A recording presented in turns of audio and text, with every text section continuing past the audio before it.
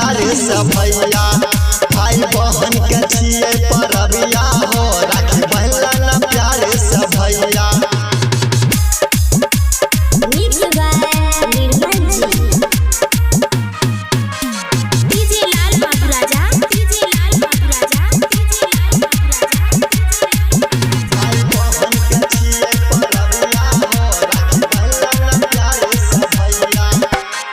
मिठाई फल से थाली सजा के देबा उतार तोरा यार दुआ करै छियो हम भगवान से मिलतनी मन तोरा पार्वती।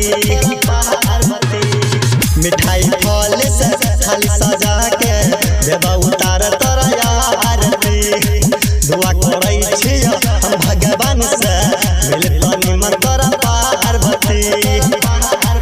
देवे देवता भाई बहन के छिए परबिया हो राखी बहन न प्यार से भैया भाई बहन के छिए परबिया हो राखी बहन न प्यार से भैया।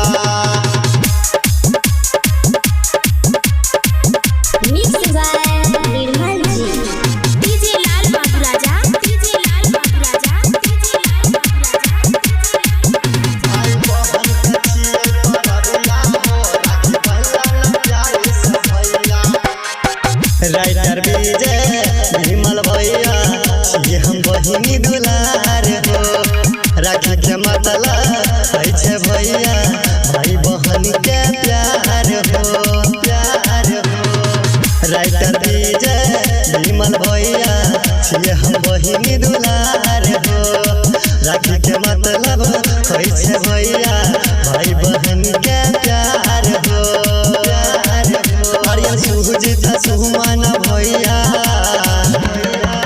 भाई बहन के छिए परबिया हो राखी बहन न प्यार से भैया भाई बहन के छिए परबिया हो राखी बहन न प्यार से भैया।